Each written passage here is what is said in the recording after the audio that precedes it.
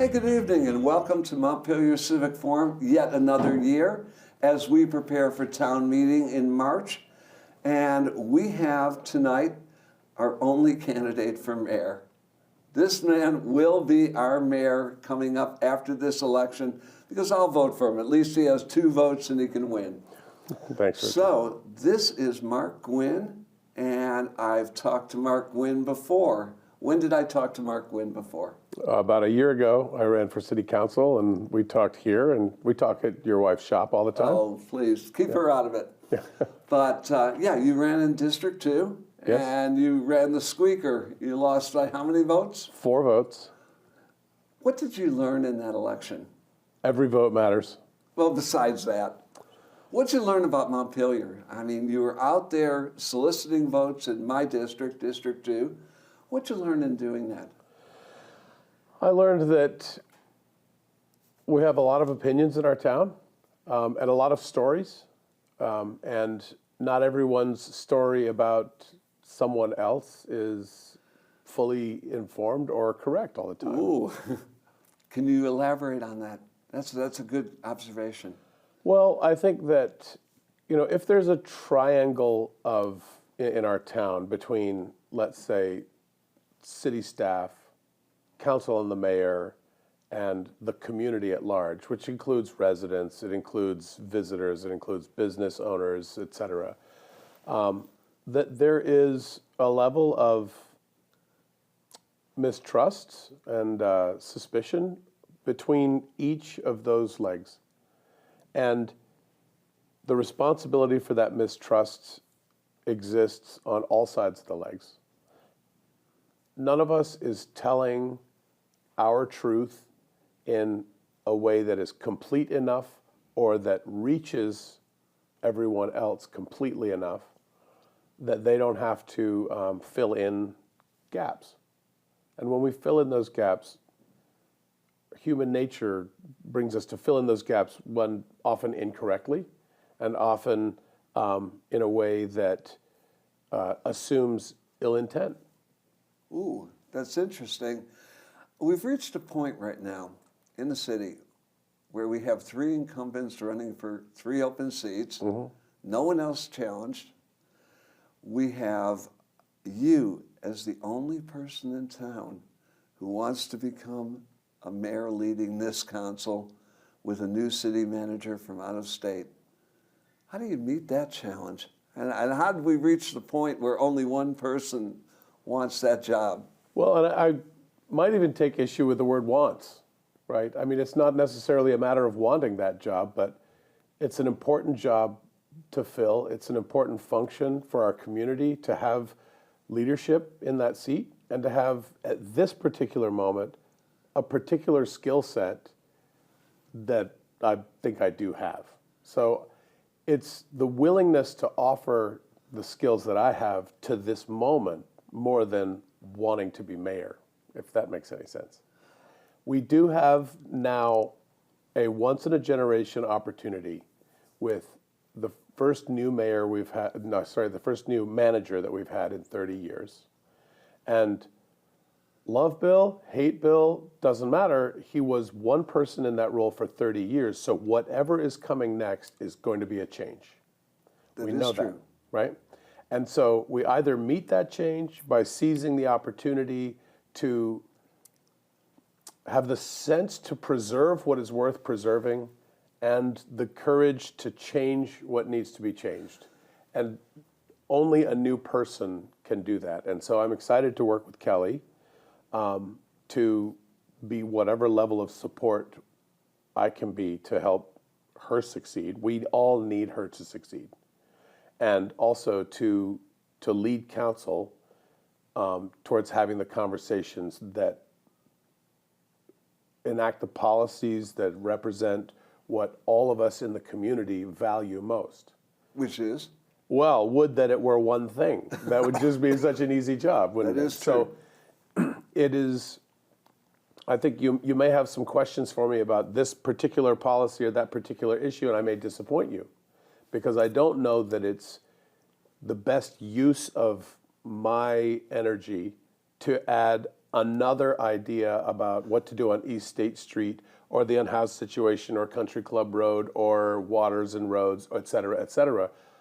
The ideas that we need are all out there already, and many of them have been there for many, many years.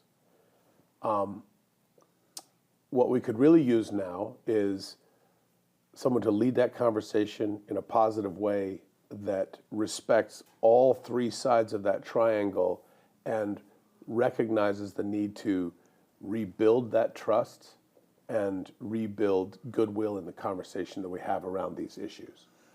You would be, well, you will be, I should say, you will be the first mayor to not come from internal or from our school board, as John did, in a long while. What does that bring, coming in from the outside like that? Well, I think it brings a little good and a little bad, right? I mean, the bad, obviously, is that unlike those who came up through committees, through council, through school board, I don't have a ready ease about how we're going to do things. The flip side of that is I'm not married to how we're going to do things. And the mayor and the manager together really set the agenda, set the tone, and set how we're going to conduct these meetings. Sure, everybody uses Robert's Rules of Order, but within that, there's a lot of flexibility about what you focus on, how you conduct the conversation, and then the attitude that you have while you do it. Now, you sit on the Rotary in town. How long have you been with the Rotary? What is the Rotary, and what does the Rotary do for you to help you to shape that leadership style? The Rotary itself is apolitical, and so doesn't help directly as a club towards a candidate, of any candidate, right?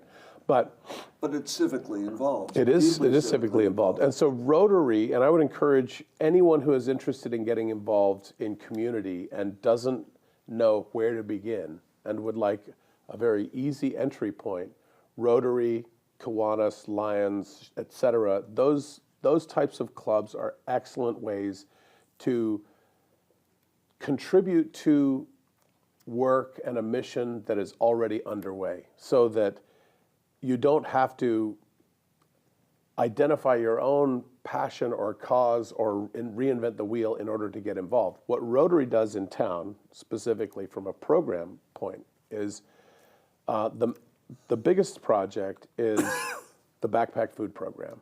What is the Backpack Food Program? So it's called the Backpack Food Program because there was previously a state program or other program that's where the name came from. But there are kids in our elementary and middle schools specifically that don't have enough food on the weekends. They get hot meals at school in the mornings and at lunchtime, and then on the weekends may not have food. And so we pack bags of food that go into their backpacks and go home with them on the weekends so that they have food to eat on the weekends. So you're coordinating with people who are donating the food? We buy the food. I mean, people donate. We fundraise. Individuals will give funds. Some local partners, the 3 insurance companies are terrific partners. Some of the local banks are terrific partners, and they help fund our annual budget. With that, we buy food, we buy materials. Rotarians pack the bags full of food. We deliver them. Working with the schools. Working with the schools. So we don't know who the children are. There are confidentiality issues.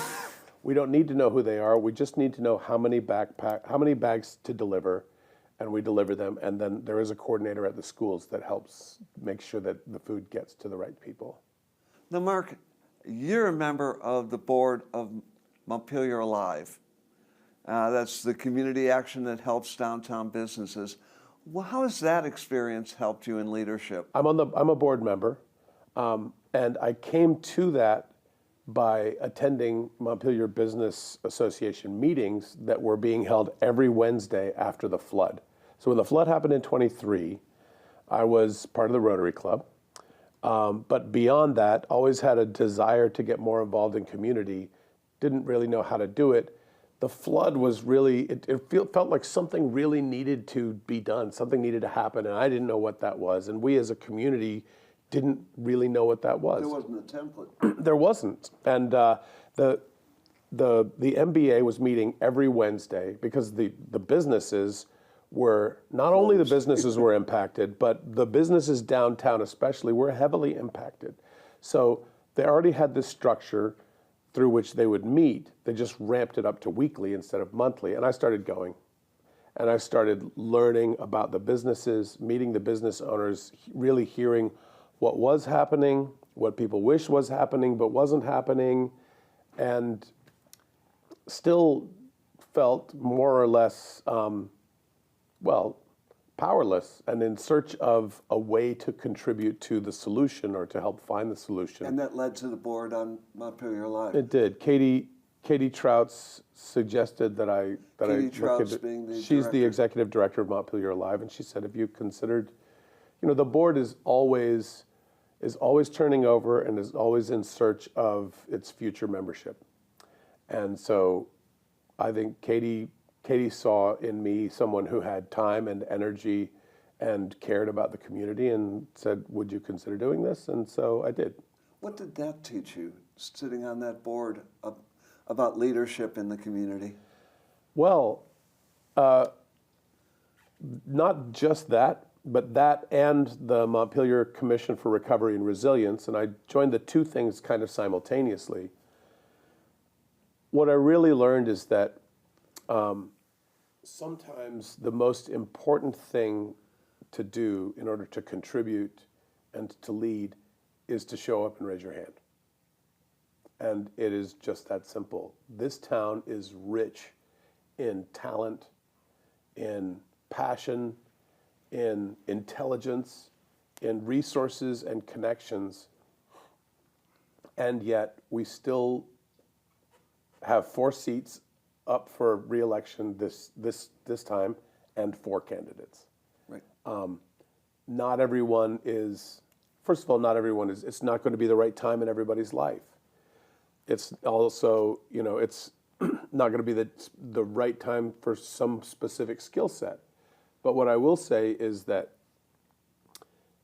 if we're waiting for your career to be in just the right place and your kids to be just the right age and you have just the right amount of money and it's never going to be the right time. If it is something that is important to do, then you got to just go. You got to do it. In my opinion, those city council meetings are really difficult to watch. If you're live, they're difficult to watch. If you're sitting on Orca, they're difficult to watch. They go on and on and on, and things don't seem to get resolved. They get kicked to the next meeting. And what can be done to make those meetings more directional and functional? You have the same people coming back. I do. I'm going to punt on this one and say that I'm talking to the people who are in those meetings. That includes staff. That includes all of the counselors that are on now. That includes the current mayor. And I am learning from those folks what they feel is working, what they feel really could work better, and I'm synthesizing it into a plan. But I'm not ready to say exactly what that's going to be yet. I don't know. I do know that there are very clear rules of conduct, and we enforce them sometimes more strictly than others, but I think getting everyone to agree to and abide by the same set of rules all the time and consistently is important. I think that there's a lot of conversation that happens inside of council meetings that perhaps can be had outside of council meetings, and that may require, though, a restructuring of scheduling. For example, council and the public get the packet for the coming Wednesday on the previous Friday. Evelyn sends that out to people in email. Right. And that's the schedule as it has been done. There's nothing that says that has to be the schedule. Maybe there are practical reasons how we got here, and maybe there are difficulties to change from that, but all those questions need to be asked. We have to ask, and this doesn't just apply to council, it applies to housing and roads and everything. We have to be able to have a space where all of us can safely say, what if, and say what if and what if and what if again and again until we come to, okay, let's do this. Right now, I perceive that often when someone says, hey, what if we did something, that they're immediately piled upon for, as if they've said, I propose and advocate for this thing without knowing all the facts, right? Asking the question, what if, is not the same thing as proposing and advocating. I think in all of our lives, even just in our daily lives, in order to even to consider taking a course of action, we first have to say, what would it mean if, okay, well, it might mean this and this, it would cost something, it would take some time, there would be pros and cons, and we weigh all those things out, and then sometimes we say, yeah, I don't want to do that. And sometimes we say, yeah, that's really important, we absolutely should do that, but you can't even arrive at that yes-no question without first saying, what if? And if we don't feel safe to be able to do that, then one day we will just say, if only. If you can't say what if, there will come a day when you just say, if only. And that's a shame. For those of us on the outside, is 2 minutes before council sufficient to really be able to state your case? Is there a better way of soliciting public opinion than 2 minutes before council? Good question. There are definitely already other ways, right? Attend a listening session, reach out to your counselor, email them, stop them on the street selectively and appropriately, right? So speaking at council is not the only way. Also, not every idea that we have about something or complaint about something that's happening, or just notification doesn't have to be a complaint. Oh, there's sidewalk is broken here. Maybe you didn't know. Not all of those things have to be brought to city council. A lot of those things can just be addressed by staff. So if there's a way for us to really focus council discussion on things that are council's role to make decisions about, that could help. I don't pretend to know, but what I'm saying is that I'm actively listening to as much as I can and trying to synthesize that into something. I'm asking what if we did A, B, and C, and some of those what ifs are stupid ideas, and some of them may be genius ideas, I don't know, so that we can then try something. And I don't know if you're alluding to the recent change in how public comment is handled. No, I wasn't. I was alluding to how you would see public comment best handled. It was more broad than specific. Yeah, I think one, diversifying the way and letting people know that there are many ways to be heard. They don't all have to be on every other Wednesday and limited to 2 minutes. That's part of it. It is though critically important that people do have an opportunity to address council if they want to, right? I mean, everything about the way we do stuff has a cost and a benefit, right? And so I don't know that I'm prepared to say specifically what the best way is yet, but it's important that we ask, can we do it this way? Can we do it this way? And then be able to try things. Now, my observation, sure. I think that in the last year, the city and schools have really spent a lot of time working on their communication, on how they communicate to the public. And I think those informal sessions, the candidate sessions, that's something that wasn't really in the past. It started within recent years. The school board was out aggressively presenting their budget. The members were out there and soliciting members of the community to run for the board. Yep. And I feel like much more time, Evelyn's piece the city manager's report that comes out, and you can get on the mailing list and receive as I do. Yep. I think that's a really good piece of communication out from the city to learn what is coming. When there was construction on East State Street, they were in constant contact with the stakeholders, keeping them abreast of not only what was happening, but what was to happen. And there was an emphasis on communication. Did you recognize that as well, or is that just me? No, absolutely.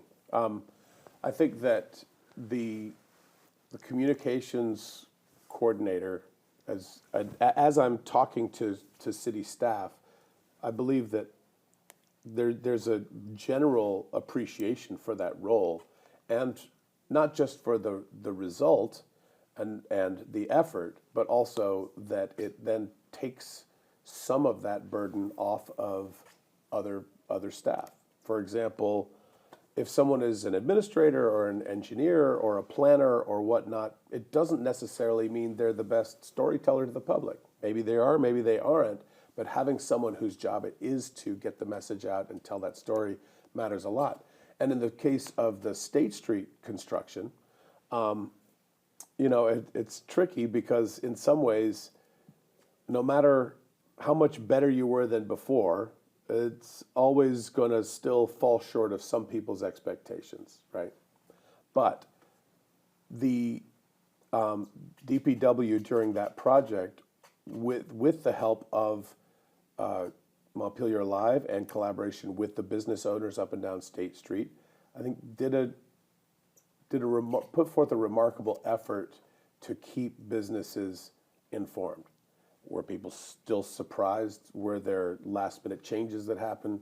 Sure, nobody's going to do everything perfectly, but it was much better than what we had seen in the past. However, when you look at the fact that the business owners really didn't know what was going to come up on East State Street until it started, or right before it started, on the other side of State Street now, the planning has been very open, and extremely forward, and again, very inclusive.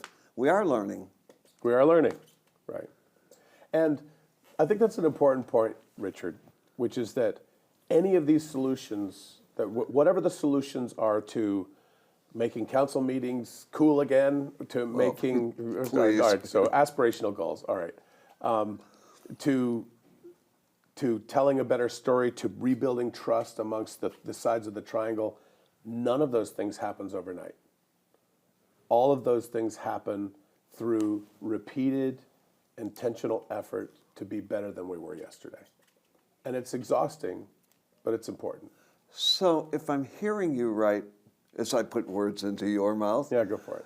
the mayor is more, in your sense, it's more process than policy. Because the mayor is one member of council. And the mayor is a member of council that, unless there's a tie, will never vote. Right. Right. And so, yes, I think But the that's mayor right. is also the connection to the city manager. That's right. And has the potential to be a cheerleader and communicator to the community in general. So, in other words, the mayor will be an evolving position while you evolve. Well, what I'll say is that I'm a financial advisor by day. I'm a musician by weekends and nights. I have been And a musician and a parent. I've been a truck driver. I've been a teacher at every level from college to kindergarten.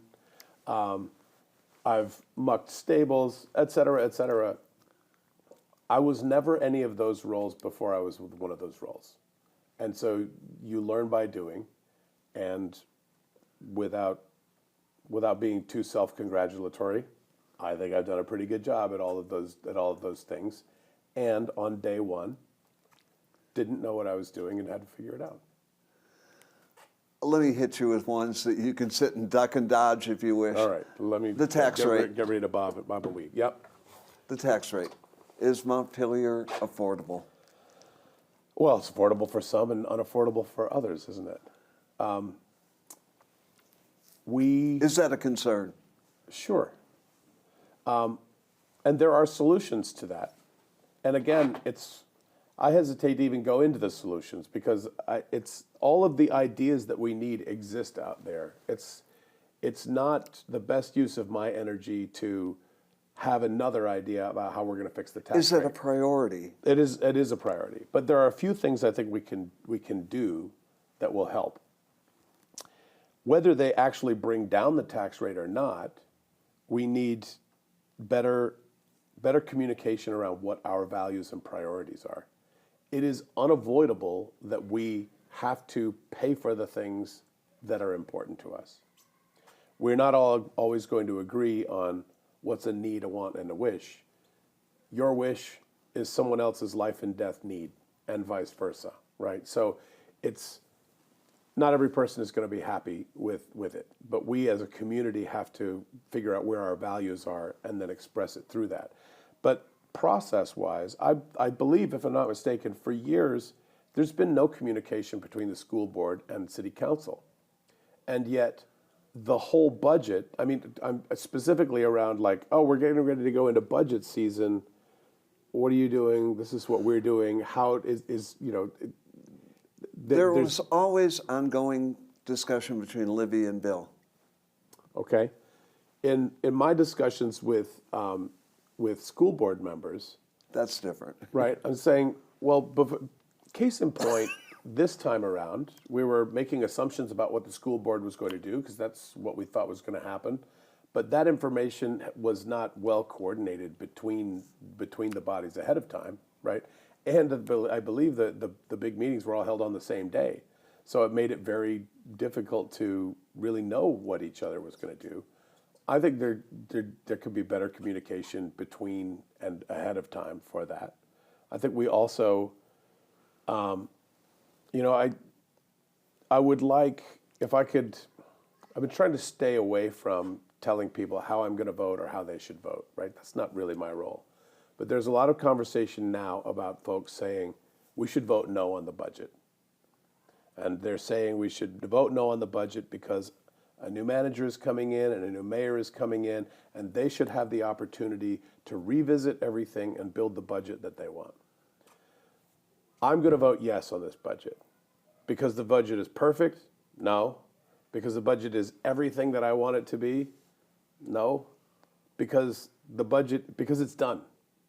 And it is an expression of, based off of the information that we had and the council that passed that, it is the budget that we have.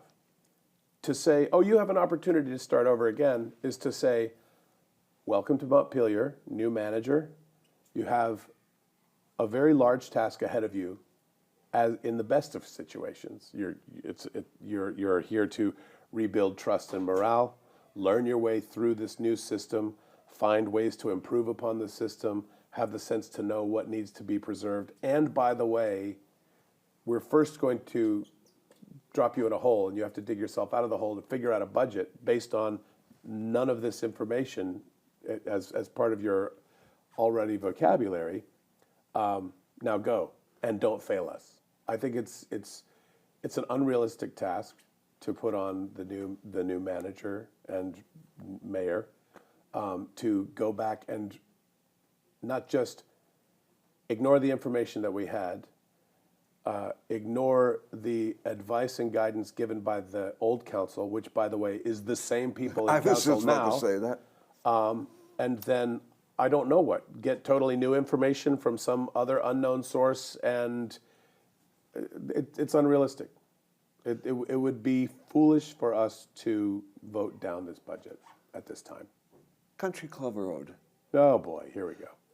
Do you feel that the guardrails are sufficient on both our operating as well as our capital budget on Country Club Road, that it won't bleed either or both of those? I'm going to dodge and duck on this because Country Club Road is too complex and nuanced, and I don't have enough information to confidently speak on what I think it should be at this time. Well, I wasn't talking about what it should be. I was talking about the guardrails so that existing capital programs under the streets are not put off in order to, I mean, we have to, we have a plan Right. for how to replace our water our water systems. In my opinion, it's not aggressive enough, but also in order for it to be as aggressive as I want, would require us to have more staff, more money. So is what I would like to see even realistic?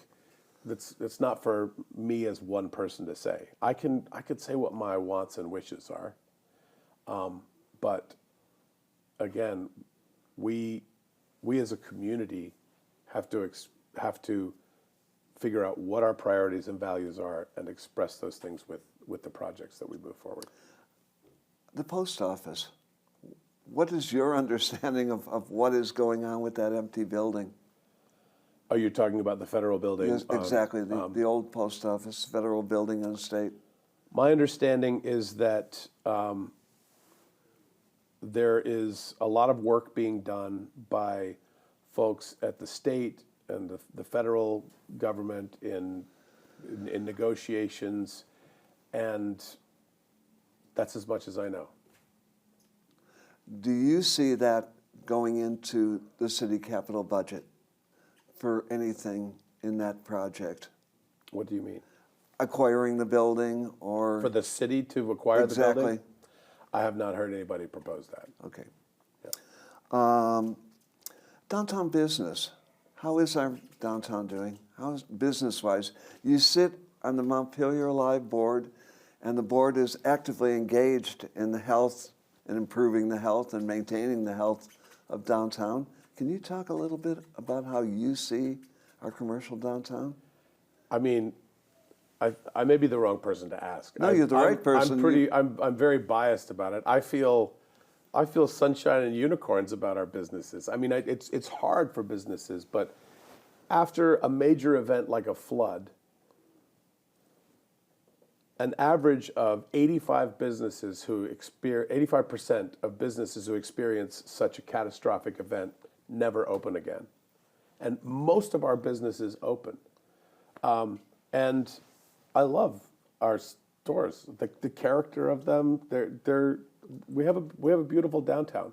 We also have several large empty storefronts, so it's also troubling. It's not easy, but I'm a relentless optimist about how that's going to go, and I feel like there's immense talent in our business owner community, and they're problem solvers and they're doers, and that's why they're back. You know. How will you know that you've done a good job as mayor?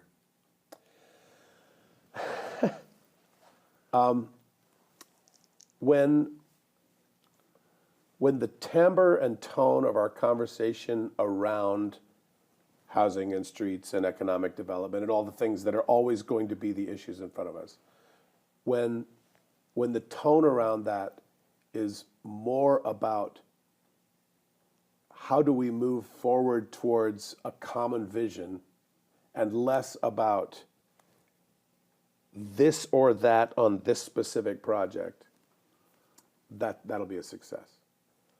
When 2 years from now, there are 8 or 10 people running for 4 seats, that's a mark of success.